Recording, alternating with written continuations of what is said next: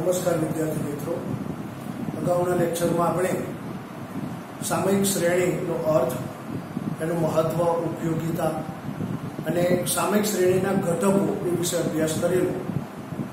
હવે પછીનો મુદ્દો આપણો સામયિક શ્રેણીમાં વલણ એ અગત્યનો ઘટક છે અને વલણ નક્કી કરવાની ત્રણ રીતો છે.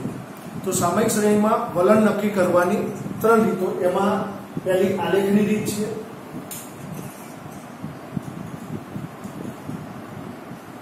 ત્યારબાદ ન્યૂનતમ વર્ગની રીત અને ચલિત સરેરાશની રીત.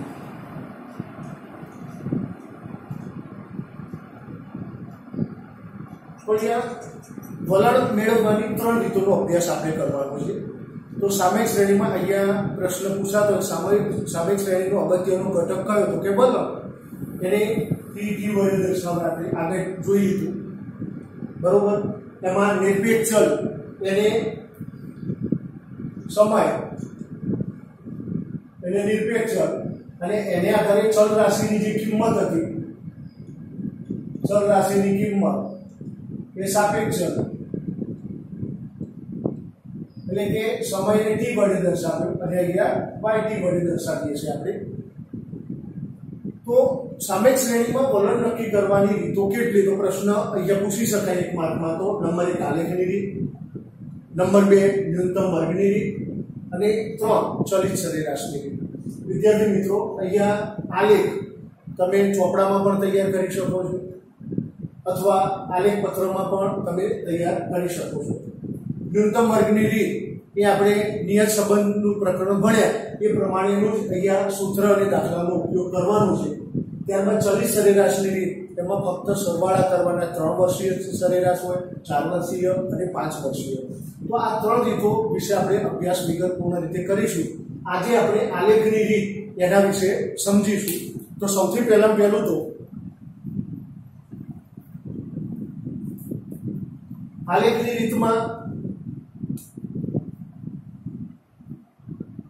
આ x અક્ષ અને y અક્ષ. હવે આપણને રકમ આપેલી હોય, દાખલા તરીકે વર્ષ આપ્યા હોય અને ઉત્પાદન આપેલું હોય, ટનમાં લાખ ટન જેવી રીતે, બરોબર. અહીંયા વર્ષ આપ્યા 2008, 9, 10, 11. તો આપણે વર્ષને આપણે ટી તરીકે લઈ લઈએ છીએ. 1, 2, 3, 4, 5. માસ આપ્યા હોય તો પણ 1, 2, 3, 4, 5 વડે દર્શાવીએ છીએ. ત્યારબાદ ઉત્પાદન જે આપ્યું હોય તો અહીંયા સમય એ x અક્ષ ઉપર દર્શાવવામાં આવશે. ત્યારબાદ ઉત્પાદન yt જે આપેલું હોય એને આપણે અહીંયા ચલ રાશિની કિંમતને y અક્ષ ઉપર દર્શાવીશું. આલેખ પત્ર ઉપર બિંદુઓ દર્શાવવામાં આવશે. તો સમયને આધારિત જે માહિતી હોય એના બિંદુઓનું નિરૂપણ આપણે આલેખ પત્ર ઉપર કરીશું. ત્યારબાદ આ બિંદુઓને જોડતું, આ દરેક બિંદુઓને જોડતા ક્રમશઃ રેખાખંડો દોરવામાં આવશે. તો અહીંથી આ એક રેખાખંડ, આ બીજો રેખાખંડ, ત્રીજો રેખાખંડ, ચોથો રેખાખંડ અને પાંચમો રેખાખંડ. હવે આ બિંદુઓમાંથી પસાર થતો એક હળવા હાથે આપણે વક્ર દોરીશું કે બધા બિંદુઓને, આમાં કોઈ નિયમ નથી, મહત્તમ બિંદુઓને આવરી લેતો હોય એવો એક વક્ર આપણે બનાવી દઈશું. તો અહીંથી આ રીતે એક વક્ર બનાવીશું. આ વલણ રેખા કહેવાય, જ્યારે આ મૂળ શ્રેણી કહેવાય. તો વિદ્યાર્થી મિત્રો, આ રીતે આપણે આલેખ તૈયાર કરવાનો છે.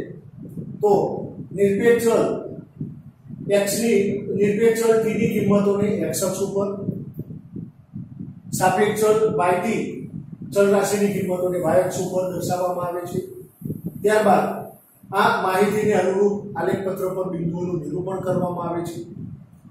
આ બિંદુઓને જોડતો ક્રમશઃ રેખાખંડ દોરવામાં આવે છે, જે આપણી મૂળ શ્રેણી કહેવાય.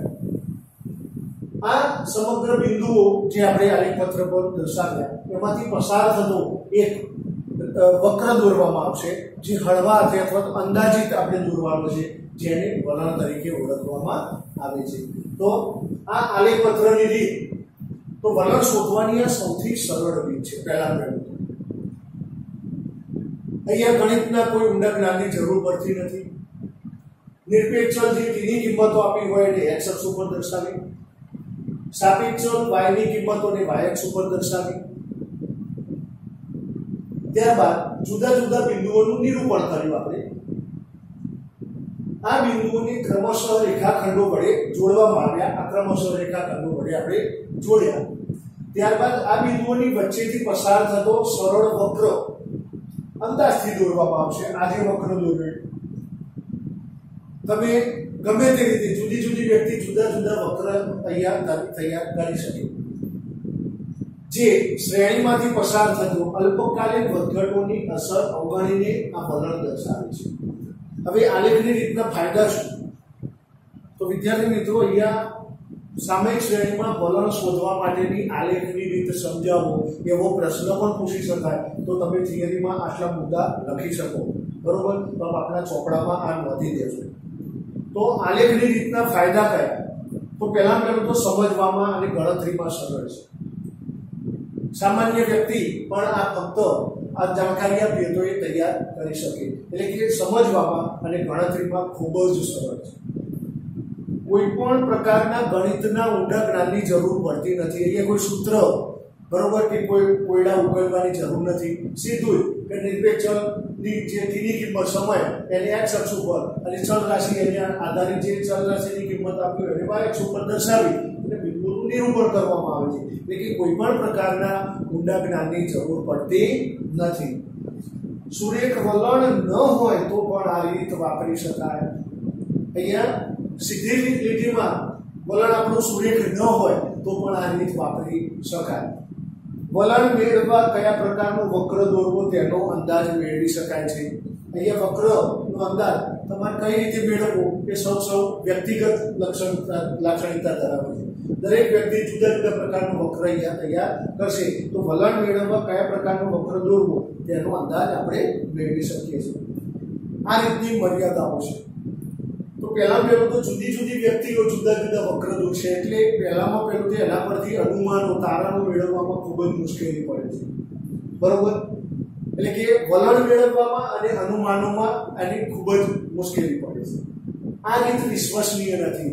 આલેખની રીત દ્વારા મેળવેલી જે કિંમતો હોય એ વિશ્વસનીય હોતી નથી, બરોબર? ગેરમાર્ગે દોરે તેમ બની શકે. તો વિદ્યાર્થી મિત્રો, અહીંયા આલેખની રીતના સમજૂતીના મુદ્દા, એના ફાયદા અને મર્યાદા આપ આપણા ચોપડામાં નોંધી લેશો. હવે આપણે સ્વાધ્યાયના દાખલા નંબર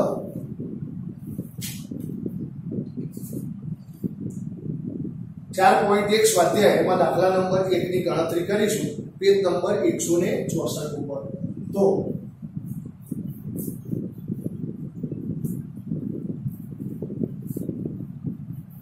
આપ જો આપની પાસે આલેખ પત્ર પડ્યા હોય તો તેમાં દોરી શકો છો, અથવા તો ચોપડામાં પણ તમે અંદાજિત તૈયારી કરી શકો છો. તો પહેલામાં પહેલું તો સ્વાધ્યાય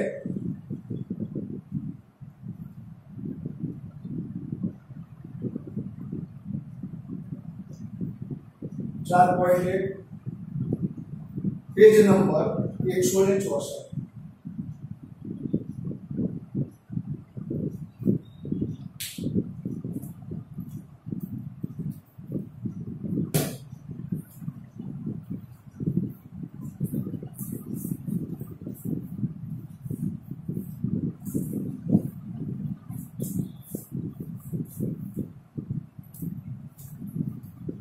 દાખલા નંબર 1 ની ગણતરી આપણે કરીશું. દર વર્ષે જહાજોમાં માલ ભરવાની એક બંદરની ક્ષમતા લાખ ટનમાં આપેલી છે. એની માહિતી નીચે આપેલી છે. આલેખની રીતે સુરેખ વલણ મેળવો. જો તમારી પાસે આલેખ પત્ર હોય તો એની પાછળની બાજુમાં આ રકમ લખી દેશો. અહીંયા વર્ષ આપેલા છે 2008, 9, 10, 11, 12, 13, 14 અને 15. ક્ષમતા આપેલી છે લાખ ટન. 90, 97, 111, 127, 148, 169 અને 200. તો વિદ્યાર્થી મિત્રો, અહીંયા ખાસ ધ્યાન રાખીશું આપણે. પહેલું તો વર્ષ આપ્યા એટલે 2008 થી 2015 એને આપણે 1, 2, 3, 4, 5 વડે દર્શાવી દઈશું. क्षमता એટલે yt સમય આધારિત જે ચલ રાશિની કિંમત આપી એ 90 થી 200 સુધી છે એટલે આપણે ગાળો આપણે 10 નો રાખીશું તો 90 100 110 120 130 થી 200 સુધી આપણે જઈશું ત્યારબાદ બિંદુઓનું નિરૂપણ કરીશું તો કઈ રીતે દર્શાવાય તો પહેલામાં પહેલું તો ચોપડામાં પણ તમે આ રીતે તૈયાર કરી શકશો तो x x dash y y dash હવે અહીંયા 0 થી 90 નથી 10 ની આપણે ગેપ છે એટલે અહીંયા આ રીતે આપણે કર્વ બનાવી દઈશું 90 થી 1 100 110 120 130 140 150 160 170 180 190 અને 200 તો અહીંયા 90 100 110 120 130 140 150 160 160 170 180 190 અને 200 અહીંયા क्षमता એટલે ચલ રાશિ yt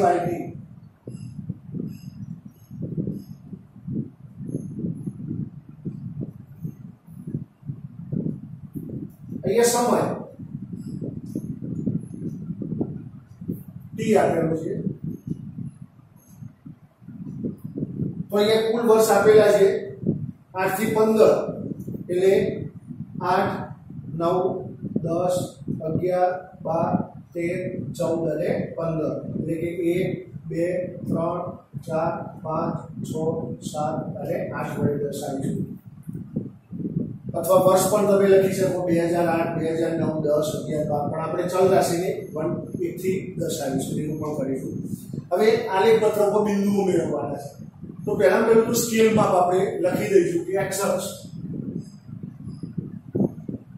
x અક્ષ ઉપર શું દર્શાવવું y અક્ષ ઉપર શું દર્શાવવું છે તો અહીંયા વર્ષ અને y અક્ષ ઉપર ચલ રાશિ એટલે ક્ષમતા આપણે દર્શાવીશું જહાજમાં માલ ભરવાની ક્ષમતા હવે નિરૂપણ x અક્ષ ઉપર 1 સેમી બરાબર 1 વર્ષ y અક્ષ ઉપર 1 સેમી બરાબર 10 એકમ તો એ સ્કેલમાં પ્રમાણમાં લખી દઈશું બરોબર હવે બિંદુઓને નિરૂપણ કરીશું તો 2008 એટલે કે 1 માટે 90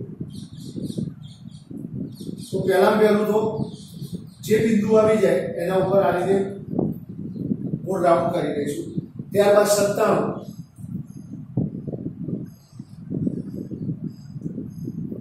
ત્યારબાદ 108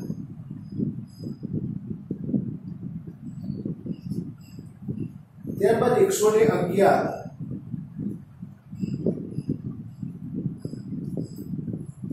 127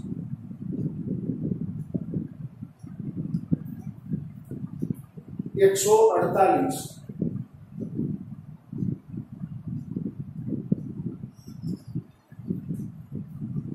170 69 અને છેલ્લે 200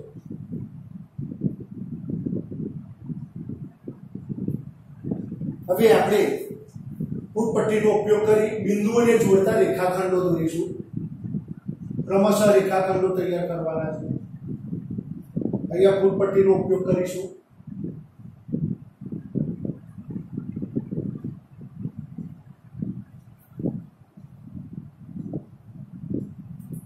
હવે હળવા હાથે આ આપણી મૂળ શ્રેણી કહેવાય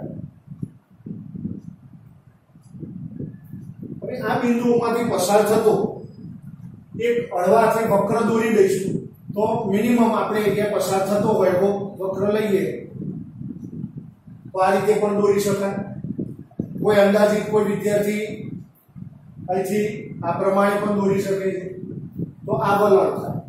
આ જે વક્ર દોર્યો એને આપણે વલણ કહીશું.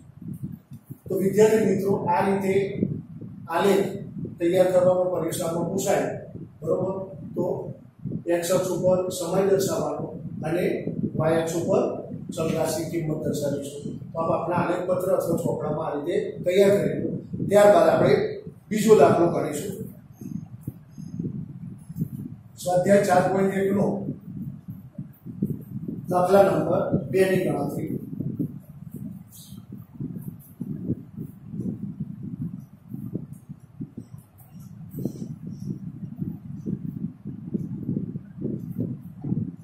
એક પર્યટન સ્થળે મુલાકાત માટે આવેલા પ્રવાસીઓની સંખ્યા 1000 માં આપેલી છે. નીચે પ્રમાણે છે. યોગ્ય આલેખ વડે શ્રેણીનું વલણ મેળવો. તો અહીંયા સૌથી પહેલા તો વર્ષ આપેલા છે. તો આલેખ પત્રની બેક સાઈડે તમે વર્ષ 2010, 11, 12, 13, 14, 15, 16 આપ્યા અને 1, 2, 3, 4, 5 એ ક્રમ આપી દઈશું. પ્રવાસીઓની સંખ્યા 5, 7, 10, 14, 30, 41 અને 50 આપી છે. તો આપણે અહીંયા 5, 10, 15, 20, 25, 30 એ રીતે એક એકમ 1 સેન્ટીમીટર બરાબર 5 એકમ લઈશું. આપણે x અક્ષ ઉપર વર્ષ દર્શાવીશું, y અક્ષ ઉપર પ્રવાસીઓની સંખ્યા એટલે કે ચલ રાશિ દર્શાવીશું yd, અને આલેખ પત્ર દોરીશું આપણે. તો બીજા દાખલામાં આપણે ફરીથી y dash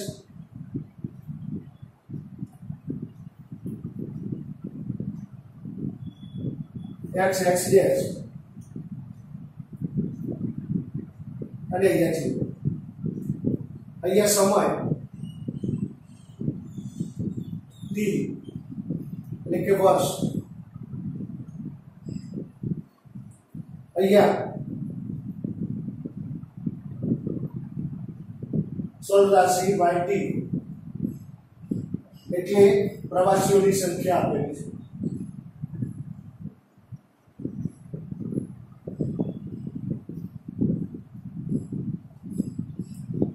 હવે નિરૂપણ કરીએ તો x અક્ષ ઉપર વર્ષ, y અક્ષ ઉપર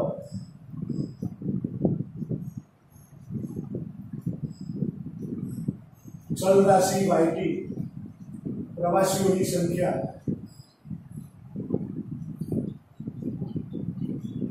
x અક્ષ ઉપરનું સ્કેલ માપ છે 1 સેમી બરાબર 1 વર્ષ, y અક્ષ ઉપર 1 સેમી બરાબર 5 ઉપર. હવે 2010 થી 2016 આપેલા છે, આપણે 1, 2, 3, 4 ક્રમ આપી દઈશું. 1, 11, 12, 13, 14, 15 અને 16 એટલે કે 1, 2, 3, 4, 5, 6 અને 7. ત્યારબાદ ચલ રાશિની કિંમતો જે આપેલી છે એમાં 5 થી શરૂ કરીશું. 5 થી 10 કાપાને 50 એ પહોંચવાનું છે. 5, 10, 15, 20, 25, 30, 35, 40, 45 અને 50.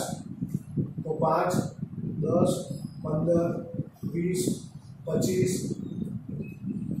30, 35, 40, 45 અને 50. તો વિદ્યાર્થી મિત્રો, સૌથી પહેલામાં પહેલું તો આપણે આ રીતે નિરૂપણ કરી દઈશું. હવે ક્રમશઃ 1 by 1 બધા બિંદુઓને જોડવાનું કામ કરીશું. તો 2010 માં 5 હતા, પહેલા વર્ષે અહીંયા 5, 2011 માં 7,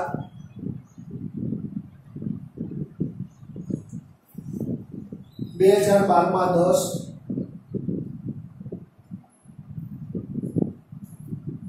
2013 માં 14,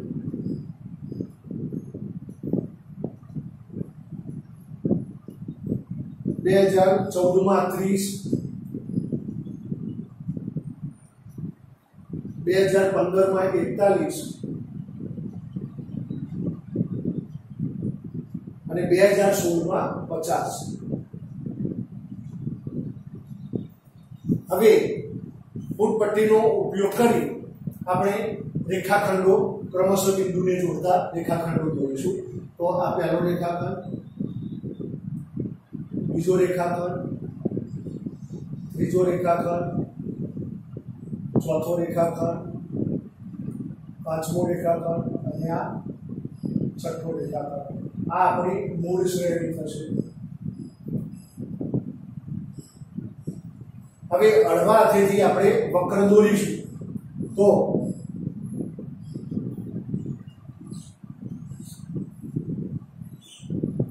આ રીતે પણ દોરી શકાય, અહીંથી સીધા આ પ્રમાણે પણ બનાવી શકાય. તો કોઈ પણ એક જ વક્ર દોરવાનું છે આપણે, આને આપણે વલણ તરીકે ઓળખીશું. તો મહત્તમ બિંદુઓમાં પાસેથી પસાર થાય એવો આપણે વક્ર દોરવાનો છે. તો આ આલેખ આપણા ચોપડામાં અથવા આલેખપત્રમાં તૈયાર કરશો. વિદ્યાર્થી મિત્રો, આ પ્રમાણે ગૃહ કાર્યમાં સ્વાધ્યાય 4.1 દાખલા નંબર 3 અને 4 કરવા. ત્યારબાદ ઉદાહરણ 1 અને 2